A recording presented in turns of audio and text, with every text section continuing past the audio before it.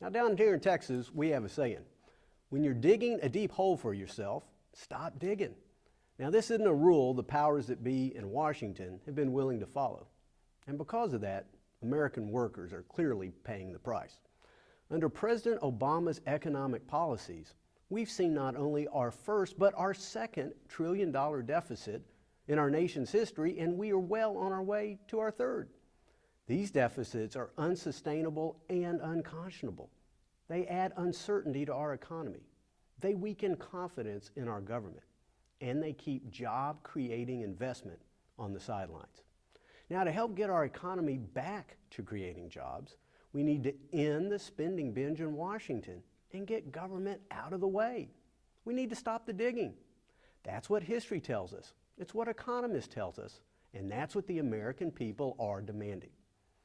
Instead of working with us to cut spending, though, President Obama has asked Congress to yet again increase the debt limit. Now, no one wants America to default on its debt. But if the president wants our help to pay off his debts, he's going to have to begin the process of cutting up the credit cards.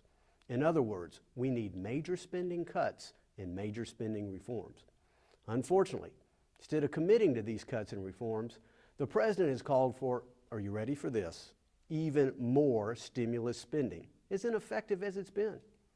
Now, you probably heard the president talk about cutting spending, but what he's really after is savings to pay for more quote-unquote investments, and yet even more stimulus programs. You know, my questions for the president are these. Mr. President, how does spending us down the road to national bankruptcy help us win the future?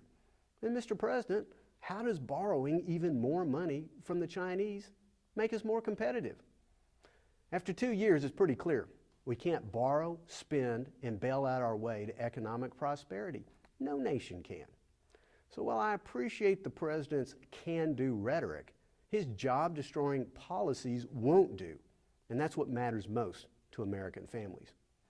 In order to get Americans back to work and create jobs, there is no limit to the amount of spending that we're going to be willing to cut. Of course, Americans know you don't simply win the future, you got to plan for it.